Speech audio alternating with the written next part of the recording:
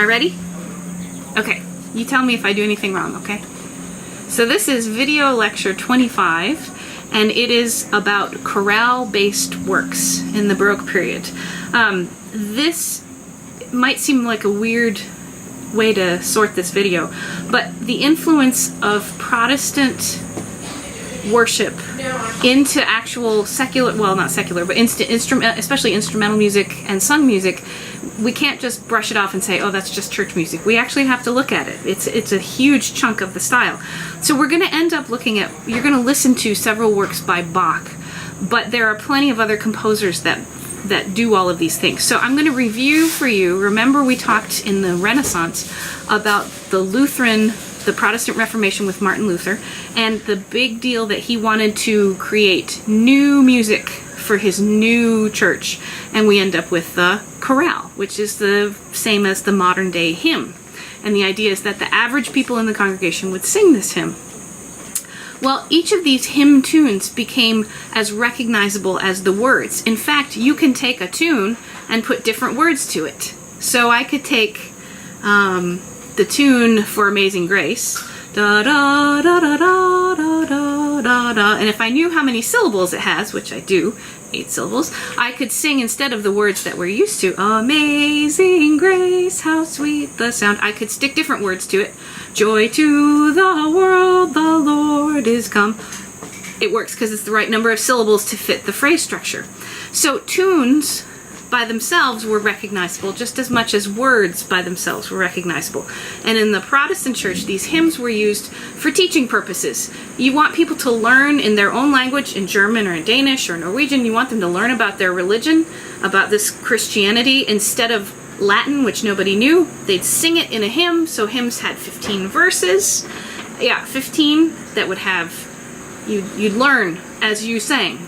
Luther famously said, "He who sings prays twice." So you can see that maybe from that short quote, you can see that music was actually super important to the Lutheran Church especially, and actually the Anglican Church as well. Protestant churches did not abandon music.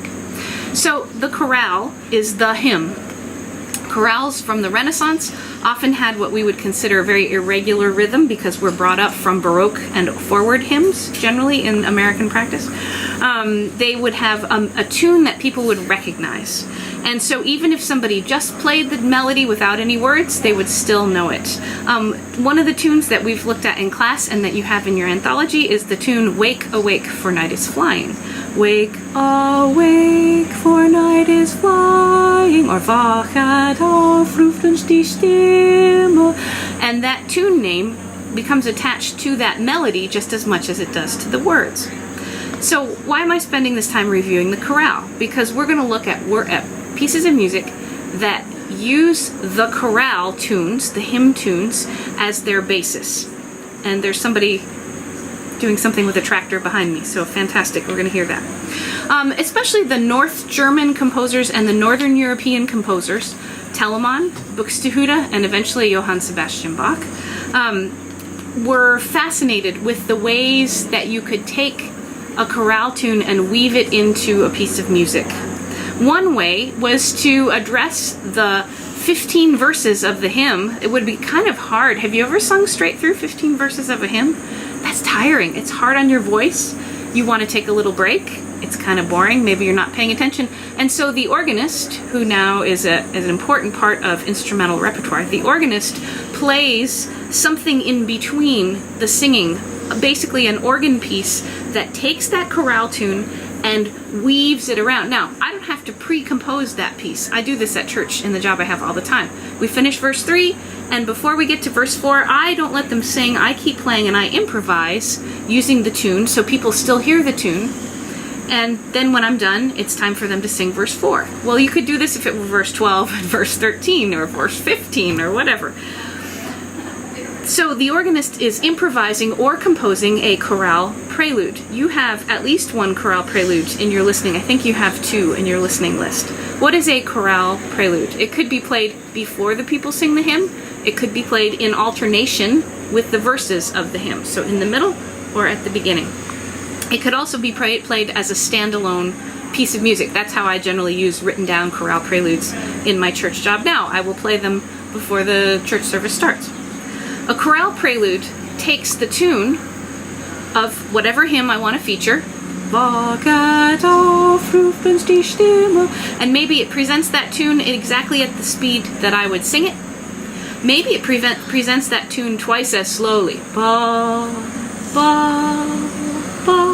Maybe it presents the tune in the high voice and then in a fugue in the low voice.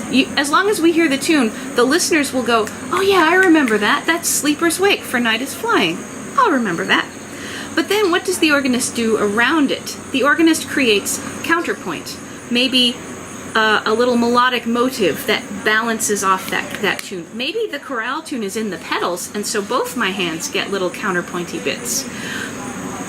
Composers like Bach also would potentially take the idea of the text. For example, one of my favorite tunes is From Heaven Above to Earth I Come. It's an angel singing to the shepherds at Christmas. From heaven above to earth I come, to bear good news to every home. And so when Bach takes that tune, sometimes he sets in a chorale prelude sort of sparkly sounds to sound like angels. Or he'll take another chorale tune that talks about weighty sin, and the counterpoint will be sort of weighty, like boom, boom, boom. So he's doing text painting for a chorale tune, but nobody's singing the actual chorale. Not in these solo organ works. Hang on, we'll get to the part where people are actually singing in a sort of chorale prelude situation. So the organ chorale prelude is a huge deal. The repertoire, the numbers of chorale preludes are huge. Do you want to come sit on this side, Eric? You can sit with me on the video if you want to. Not really? Okay. Because you can. It's okay. If you want to be on the video. You can do whatever you want. Cool. Is it tipping a little bit? Okay. So chorale preludes could range from something simple that I could play between the verses of a hymn to something elaborate. Bach, for example, writes canonic variations on that tune From Heaven Above, von Himmelhoch. He writes like 20 or 30 canonic variations where you hear the tune, but it's also a fugue, but it's also, written in inversion. The tune goes the opposite direction, or it's augmented. I mean, it's Bach, so think of a crazy way to do it, a complicated way, and he would do it. So chorale preludes, very popular, very useful form. Another, I should say that kind of many variations on von Himmelhoch. Eric, if you tip the camera just a little bit like that for me, because it's kind of tipping. Just the camera part up here. Thanks. So chorale preludes were very practical pieces to be played right before a hymn or during a hymn, and then the pieces like this canonic variations on von Himmelhoch, you could call those choral fantasies, so that nobody's going to sing the hymn necessarily, but how many different ways, I guess you'd call it a mashup now. I hate that term. It sounds so unplanned. But for Bach or Buxtehude, a choral fantasy would take that tune and give you a series of variations, a chorale partita. A partita is another name for a set of variations. So the canonic variations on von Himmelhoch count as a choral fantasy. The third way that chorales influence compositions is in the cantata. If you think of sonata, which was a played piece of music, a cantata is a sung piece of music, from the word cantare, to sing. A cantata is kind of like an oratorio. It's a hybrid of opera and chorale. It's meant to be used in a church service, where oratorio is not meant to be used in a church service. It's kind of its own huge thing. You just go to the oratorio and sit there and people sing at you. A cantata arose in the Protestant, especially the Lutheran practice, where you would have essentially a multi-movement work, and it's done like they would do the prelude to it during the prelude before the service, and then they do a number, like an aria, after the first lesson, and then they do another duet after the second lesson, and then after the sermon they do a movement that has the whole chorus singing, and the end of the cantata would finish with a chorale, a hymn, sung by the whole congregation and all the instruments and stuff. So it's inserting special music into a service, but you take that all out and you've got this complete multi-movement work called a cantata. Bach was he wrote enough cantatas to go through the entire church calendar. He was aiming for 3 complete times through, 3 cycles. And as I said in an earlier video, people didn't want old music, they wanted new music. So he was composing a new cantata for a while there at his, especially at the Weimar and Leipzig church jobs. He was composing a new cantata every week. So it's like, oh my gosh, I've got to compose this. Who's in town? I've got an oboist in town. Great, you're going to play a solo in my cantata this coming Sunday. I bet he had all his kids copying out parts of music, and oh no, the alto soloist got sick, so maybe the tenor would sing it, or hey, maybe one of his kids would sing it. I have a feeling it was that practical. That's why I love these Baroque guys. They're very practical. The cantata used sacred poetry. Sometimes it was the words of hymns that other people had written. Sometimes it was not words that had been put to music before, but it was just devotional poetry. It would center around a particular theme. He would pick a chorale. For example, the chorale, the cantata 140 is Sleeper's Wake. It's based on that very same chorale tune that I've already sung to you. Sleeper's wake, for night is flying. Sometimes we hear the chorale tune in almost every movement. It unifies the cantata. Sometimes we hear the chorale tune only in the last movement. What are the other movements like? If the last movement is a hymn, like we all sing it together, like we're in church, we sing it in 4-part harmony, and great. What are the other movements like? Well, as I say, there could be an opening instrumental movement that would be a sinfonia, perhaps a French overture. We already talked about that. It could be a choral fantasy where you would have the choir singing all together with the instruments, maybe in a fugue-like structure, or maybe just maybe they'd sing one phrase of the chorale and the orchestra has a ritornello, and they'd sing another phrase and the orchestra has a ritornello. See why we learned these other words? The word ritornello comes from concerto, but we're using it here in cantata. So the first movement could be a big thing. The second movement, we could have a pair of a recitative and an aria by a soloist or a duet. So a recitative would give us kind of like, not action, because we're not in staged opera. There's nobody saying, look, here comes my beloved. Instead, it would be, for example, I must awaken my heart because Christ is risen. And then we would turn from that recitative to a different affect, a different emotion, and you would hear an aria sung by the soloist. The aria would be in a structure with melody, that's in a ritornello, an A section, modulate to a new key, B section, perhaps da capo, go back to the A section and finish off what you had before, A, B, A, ternary form, or also called a da capo aria. Commonly used in operas, not always, but used a lot in this time period. Could some of the inner movements of these arias sound like the chorale tune? Sure. They don't have to. They could just sound like opera arias. They could just sound like, hey, here's fancy opera. Just nothing to do with the chorale tune. So you really don't know until you look at a cantata. And all the cantatas are really different, the Bach cantatas. You can't say, oh, they always follow this pattern. They don't. Because he wrote so many of them. Enough for 3 years worth of church services. That's pretty impressive.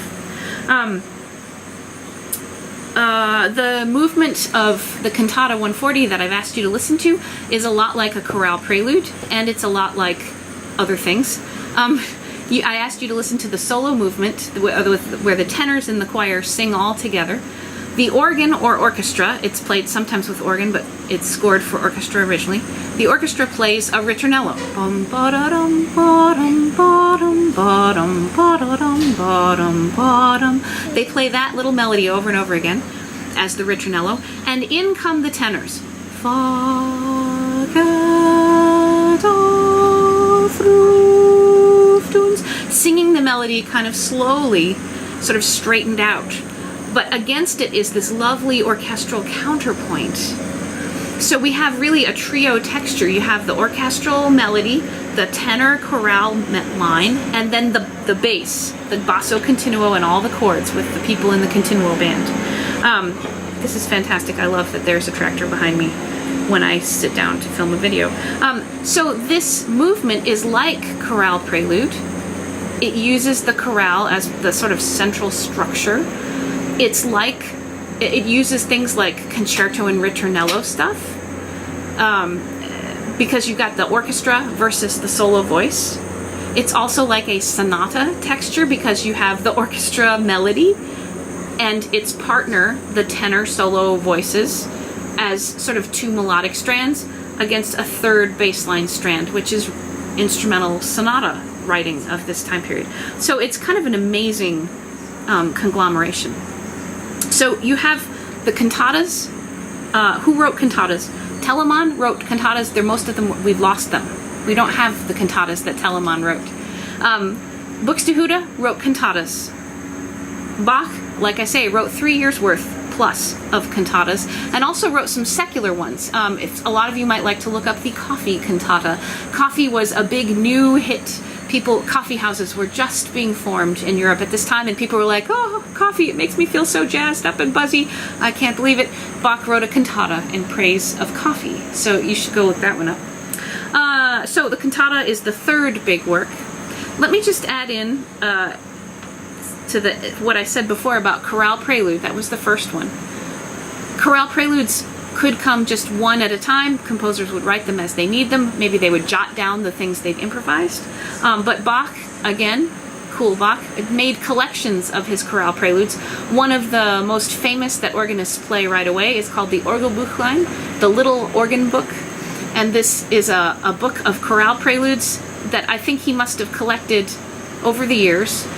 They're clearly meant as teaching pieces. Some of them practice playing one accompaniment on one manual and the other accompaniment on another. Some of them suggest clearly like they're for a student to learn how to ornament.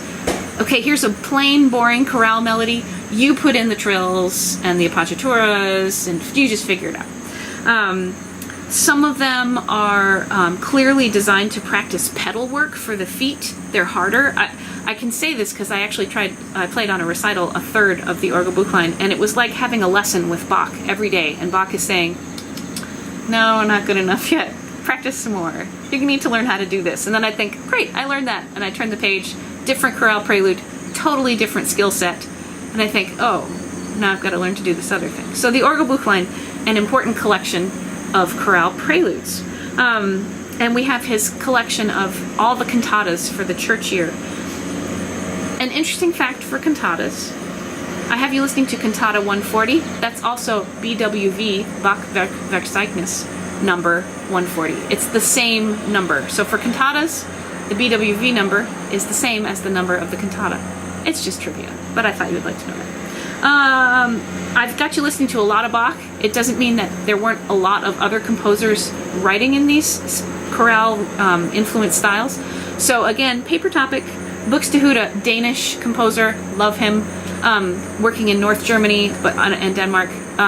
Would love to see somebody write a paper about that. There is plenty to choose from in these choices. So I think you're going to have to listen to the works that are in your example list, and you're going to have to notice that they're chorale based because that's kind of the point. So I think that's it. You want to turn it off, Emily? You're actually going to hear that. That's okay.